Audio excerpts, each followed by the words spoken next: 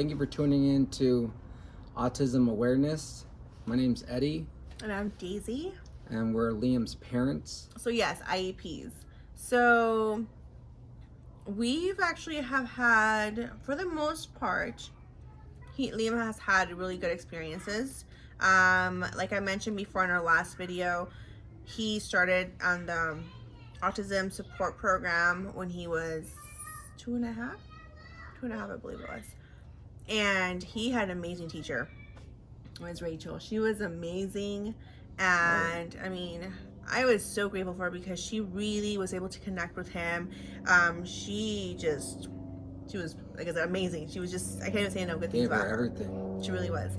And she was with him for 2 years. And then he moved to a different district, had a bad experience there. Where, you know, one thing with IEPs is that the school, I believe, has 30 days, I want to say.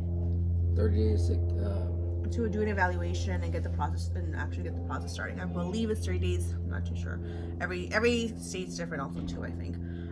But they have time. So basically, since we transferred from one district to another, when we went to the other district, they didn't have anything ready for him. They didn't even know he had autism. So I went in, talked to, this was TK. And we also live in California. Yes, we do. So they didn't have anything ready for him. They didn't have any support. The teacher didn't even know. It was a gen ed teacher. She didn't know how to work with him. So then we decided to make the drive and leave him. So it's very complicated. So he had one teacher and we moved. This was for Head Start and it didn't work out. So we decided to still make the drive. Even though we were living in a different city, we would drive. Remember from India? We would drive every day from So we would drive every day still. So it was a good like 20-30 minute drive from when we lived to his old school, because we just knew that teacher was amazing. So we kept making that drive. Well worth it For sure. So then afterwards, he finished school. He finished a Head Start. And then we said, okay, well, we're still in this other city over here, so let's just try that district with this different school for TK.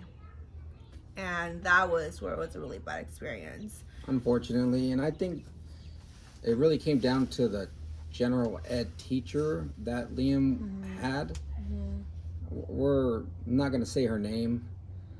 I don't want to be name dropping here as far as teachers go. Honestly, she just was not a good fit for Liam. Had no interest in my opinion, just definitely seemed as if she was more concerned about doing everything she possibly can to get him out of her classroom. Yeah. So basically, when he went to that school, it was so the school he had previously with a great teacher, it was one district, and this other district, which we won't name, just does not have a good support system for children on the spectrum, plain and simple. And so when we went to the school, I knew that it was going to take a while for them to actually evaluate him, update any IEP information. So I was trying to be lenient about it, but we noticed that at first it was just a lot of meltdowns, a lot of aggression. And I mean, yes, like I mentioned before in our previous video, Liam would hit, but it wasn't never towards teachers or adults. It was usually around kids that were around him, around his area, because he wanted his personal space. He didn't want to share. He wanted to be by himself. But when he went to this school, it was more towards the teacher, which we were really surprised about. Because he just would say that he didn't like her, that she was really mean to him.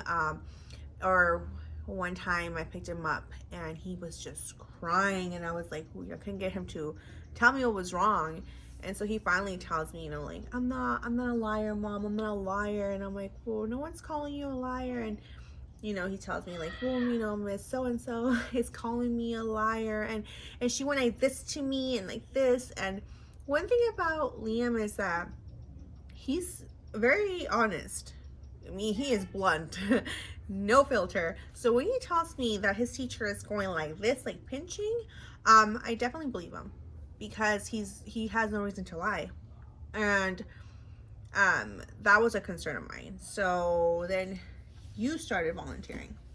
I it came to the point to where I was trying to make it work with this teacher, and I volunteered to go in to Liam's classroom and assist Liam in anything that he needed for, I believe, an hour.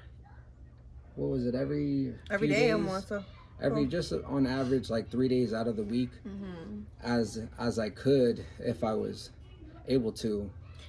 Yeah, and that was to give her teacher support and to give Liam support, and so we can also get a sense of how the environment was. And you right away said, I honestly just felt like, and I'll say this: her background is very interesting for a teacher. You know, she was formerly a correctional officer, and to become a teacher, you know, I wouldn't say that's completely out of the unordinary, but you would just have to have patience. I mean, you're working with TK age children, which at that time is what, between 5, 4 going into 5, so they're very young still. So you're gonna have to have patience with any child, but especially in that age group. It's TK. They're just starting school. For most of these kids, it's the first year. and she was very vocal about discipline, discipline, discipline, discipline. She would say like things to me in person. She would say like, it's not the autism that we're having a problem with. It's his mannerisms. It's his actions, and I'm like, that's the autism. He has He's a frustrated. challenging. It's very challenging for him to express himself and to communicate at times. And you know, just when I saw her main priority was trying to discipline my son, I knew that it wasn't going to be good having him in this classroom. Personally, I always tell my wife Daisy, like, you never want your child being watched by somebody who does not want them there. Because, you know, you just never know what could happen. Yeah, so when he would go, he started going, and then eventually, at this time, I had just gone back to work because I did take that break from Liam turning about 2.5 till he went back to TK. So about a year and a half. So I had just gone back to work, and I was just getting the calls from her all the time. I was getting calls from the school saying, you know, Miss So and so said that Liam's having a hard day. Can you come pick him up? You know, or Miss So and so said that, you know, Liam hit someone. Can you come pick him up? Which I understand safety and whatnot, but it was one of those things where if he's having a hard day and he's not physically hitting anybody, he's just having a hard day.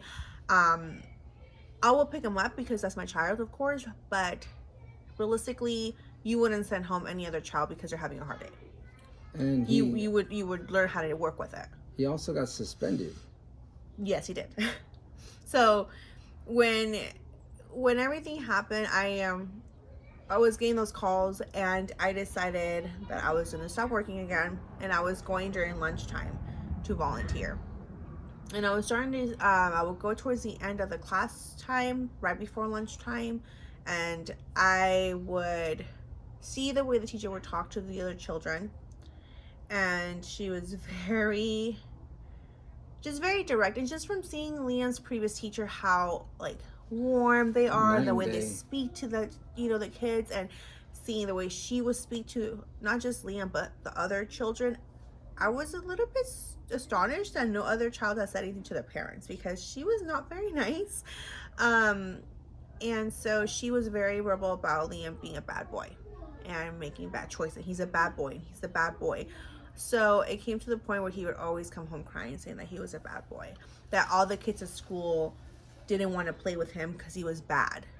And when I would volunteer, I saw this firsthand, where Liam was going to have a birthday party. And so I went and I got cake pops for all his classmates to hand out with an invitation. And unfortunately, none of them made it. And, you know, I figured it was going to happen, but we didn't let that affect him. But when I volunteered, one of the kids did bring it up to him. They said, hey Liam, like I didn't go to your birthday party.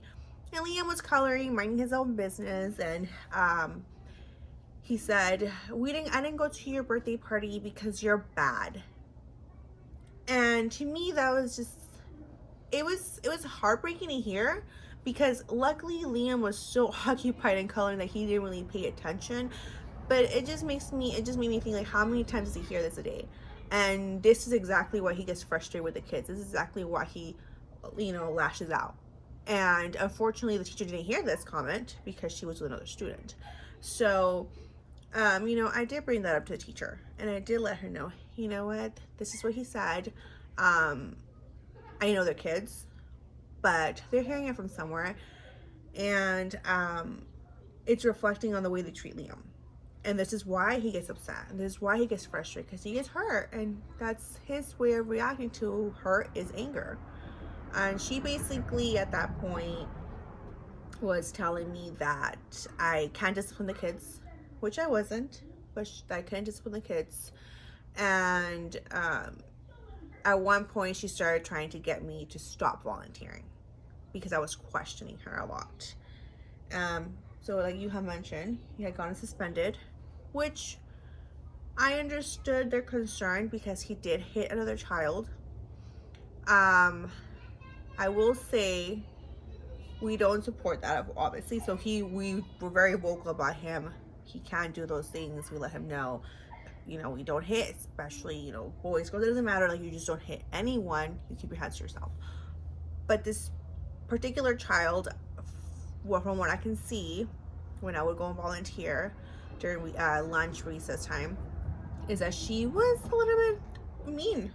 She was mean to him. And so I don't know what happened that day because I wasn't there, but we did get the call that he had hit her. And so he got suspended. He was in TK. And what age was he? I think he had just turned 5. And they had suspended him. For how many days? I believe it was 2 days.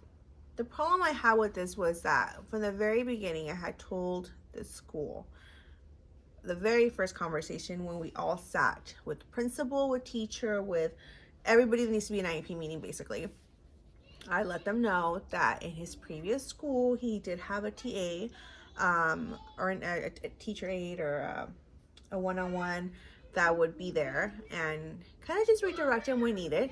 She wouldn't sit there and like hover over him, but she would just kind of stand by to make sure that he was staying on track, and that if he was getting frustrated, she would kind of step in a little bit. And so I had asked for him to have some sort of assistance, at least for like a few weeks. For him to get settled in. Right. And you can also request actually anything when you have an IEP, and the schools can do what they can do as far as the resources go to make that happen if you feel that this is going to help your child. Yeah, and unfortunately, even though I had shared with them, they've kind of just let me know that that was something they didn't do. So we try to be lenient with them. The only other alternative they gave us was that when need be, he can go and be sent to the special education class, which even the actual teacher for the special education class has said Liam should not be in this class. Liam can be in a gen ed class, he just needs the support. So it came from the teacher.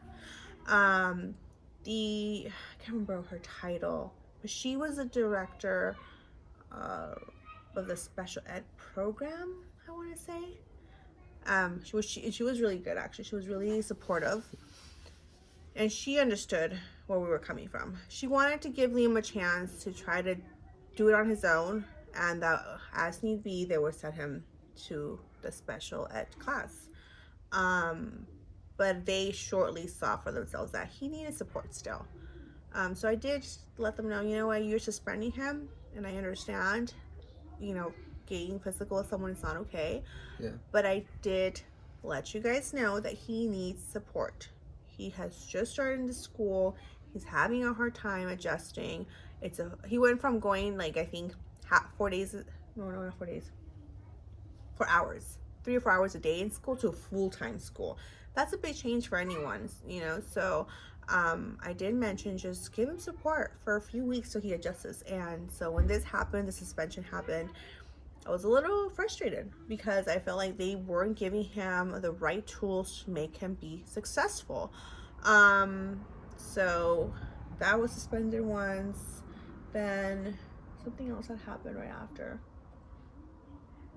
Well, then at that point, like I mentioned, the teacher didn't want me volunteering anymore because, And I wasn't allowed to go volunteer either. yes. So I was questioning a lot of things, and she was not liking that at all. So at one point, she had given me access to her Google Notes, and she forgot that she had given me access from the beginning of the time. So, a few weeks later, I logged back in to see if there's any new updates, and I was just reading her notes and I was just in shock. Like, the things that she was writing down seemed to be her personal notes, her personal feelings towards Liam. And, Liam wasn't here today. I could finally teach. Or just because he has autism is not an excuse. He needs to be held accountable. Or, just a lot of random little notes here and there that I thought that as a teacher was inappropriate. Because I know she's a general ed teacher. And I get that her specialty is not, children with disabilities. But like I told the school district, Liam's not going to be the first nor the last child that's in her classroom that has a disability. She needs to be, and a lot of teachers, and a lot of teachers are great. But this particular teacher definitely needed to be retrained. Literally, I thought she was still a correctional officer teaching children, Mm-hmm. I thought it was definitely not the right position for her to be a teacher.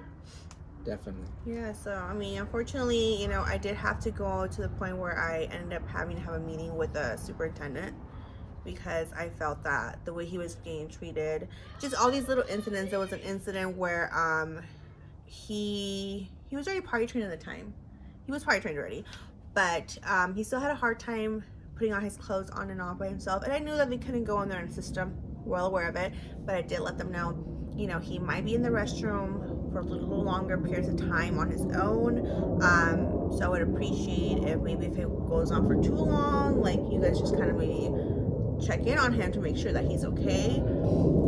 Because the restroom wasn't in the actual classroom, it was outside. And in one incident, which was very interesting to me, was that Liam had gotten the call that Liam, I believe he had gotten lost, or how do they word it? Basically, he left the restroom and was walking around the campus, and somebody from the front desk saw him and pulled him into the classroom and talked to him. What had happened also, though, was that he was complaining that he had hit his head, and no one seemed to be able to tell me how, where. No, nothing. Liam had told me that it was a door. He said she went like this, and then I went like this. I don't know what he was trying to explain to me, and the door hit me. I took it as when he was going to go into a classroom, whether it be his classroom, I don't know, but he somehow got hit in the head with the door. And the school said they didn't know. They didn't know what happened. That was one incident. Another incident. And I think for me, that was the last straw. If you can't send your child to school and, there's an adult right there next to the door and your child who has a disability says that he got hit in the head by a door when somebody was opening it or closing it, that's what he was able to tell us. We couldn't actually get who was at the door, so we had to drop it. But my son's safety is everything to me, of course. So. And the fact that he was roaming around the school campus for a long period of time and the teacher never came and actually looked for him, it was the fact that somebody from the front desk found him.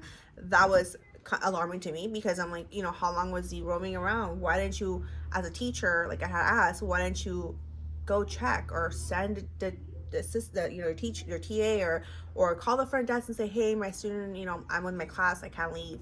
Can someone from the front desk go and check on one of my students? He's been gone for a long period of time. Not once did she care because he was out of her hair, so out of sight, out of mind. And that's kind of what we noticed a lot with her. She would send him to the special ed class, and the teacher would say, she just sends him here whenever she doesn't want to deal with him. Plain and simple. That Liam's disrupting the class. She's just she didn't have the resources to, honestly, and nor the patience to deal with him. She didn't want nothing. She didn't want anything to deal with him at all. And there was times where I would be in the class and I would just sit back and watch him, and I wouldn't interfere at all. And he wasn't even doing anything bad. It was just he was like, he can't stay still. He has ADHD as well, so he couldn't stay still. He was moving around too much, or kind of talking to himself while she was doing something, and she was just be frustrated. And it was not a good environment for him. So we decided, you know what, it's TK. Technically, it's not mandatory. I'm going to stay home. I'm going to work with my son. And we eventually ended up finding a school where we live now, where they are amazing. True blessing. Seriously. And even so, I will say this, though. This was in TK. And when we moved him to this other school that had a program specifically just also for kids on the spectrum, he started with Gen Ed, and that TK teacher at first too was a little iffy, because she was pregnant, so she was scared. And I understand that one. Yeah, we understood, we respected that she was kind of nervous that maybe he might get upset and kick her or whatnot, but she did the thing where she would sit him in the corner by himself, away from the rest of the students. And so that didn't sit well with me. That part I didn't like, because I felt like he was being segregated and excluded from the rest of the class. And that part I didn't like. I completely understand the fact that she's pregnant, and Liam would have like uncontrollable actions or with his emotions, and might possibly like get upset at her, and I completely understand that. But the one thing that when she did mention the fact that she was separating him from the rest of the classroom, I did bring that up in the IEP meeting, and I had said, my only concern with that is that in his last school he had a hard time being accepted because of the way the teacher treated him, because children will pick up on what the teacher says. So if the teacher's calling and saying, you're bad, you're bad, you're a bad boy, and then the kids hear it, they repeat it, they treat him different, he feels excluded. He just wants to make friends. That's all he cares about. So I did mention, if we're doing this or we're excluding him from the rest, that's not going to help his behavior. Thankfully, that teacher was pregnant, so she ended up going on maternity leave, and we ended up getting, the school ended up getting a substitute teacher, and she was amazing. Like, she was so good to him, and it just warms my heart because, and we'll post a picture at the end. I'll have to block off obviously the faces, but I'll post a picture of Liam on the last day of school for TK, and it was him and another little boy and their friends, and they're just taking a picture, and he's happy with his teacher. And when I talked to her and just kind of just thanked her so much for turning the year around for him, because it was a complete, what is it, like 360? Yeah, but it was just a big change from going from such a bad experience to such an amazing teacher. Truly a big blessing. And I think it really made me happy to hear her say, like that this is why she teaches, to help children who need the support, who need the acceptance. And she just loved helping Liam, and he's been in the school ever since. And when she came in, she addressed the fact that he was off to the side a little bit. Moved him right back in, and you know what? He did great with her. Yeah. Not a problem. He did amazing. Like I said, he was able to start little by little gaining more time in his Gen Ed class, and he's been in this school ever since. So for TK, Kinder, now first, and it's only gotten better. I think he's been very blessed to have a really good support system, really good teachers, and the gen ed teachers have been really amazing too. Yeah, the way I look at it is like, if there's a will, there's a way, Mm-hmm. and your attitude, it means everything. Mm-hmm. Because, like back at the other school district in that one school, that teacher wanted nothing to do with Mm-hmm. Liam. The second that she saw Liam, the first day, and got to understand Liam a little bit more, she definitely didn't want him in his classroom at all. Mm-hmm. And to come to another school district and have a new teacher and a great experience, they actually welcomed him with Mm-hmm. open arms. So Mm-hmm. And it's nice because, and it's interesting too, because I feel like in the other district where we had the bad experience, I feel like it was definitely lack of resources, because they, with the IEP that Liam had in place for this other district, it should have been something compatible. Because with an IEP, if you move to a different district, if they can meet what's on the IEP, they should be able to meet something compatible to it. That was not happening at all. They were not respecting the IEP, which in reality, I mean, the IEP is a legal document. They should be respecting it. And you, as parents, if you are not okay with what is on that document, if you're not okay with the goals that they're setting for your children, or the lack of support, you are allowed, as your parent, right, to question it, not to sign the document, and to fight it, really, because this is your child's future. This is, and like I've said from to other parents, it's a it's so important to have the right support in place, because they can be so successful. They just need the right support, and that's what we've learned and what we've experienced, is that with the right support, they can do amazing things. And Liam has, that's what he's living. And had we stayed in the other school, in the other district, and just kind of dealt with it, I don't think that Liam would have been doing as good as he is right if now. you don't like something that's going on, you got to speak up, Mm-hmm. because they're just going to go ahead and go with the flow and do it their way. But, Right. and this is your kids that you're talking about. So, And another thing too is, let's say that you don't feel comfortable speaking up, or you don't really know what to say. One thing that I did when we transferred districts, and I wanted to make sure that this time around everything was going to be done right, I did bring along an advocate for me. So it was from ABA, one of the supervisors. She came along with me. And it was actually really helpful, because even though I've already gone through so many IEPs and I already know it kind of what to say and what to listen out for, sometimes it's overwhelming. It's a meeting and it's full with so much information and changes, and it can be very overwhelming, and you might sometimes forget your questions, or you forget to just something you might want to bring up, and it slips your mind. So I always say, either write down those questions, or bring an advocate, because the advocates are sometimes going to bring up questions that you might not even have thought of, and it's very helpful to bring someone along. So if you feel like you're not comfortable questioning, or you don't know what to ask for, bring an advocate. Either it could be an ABA supervisor.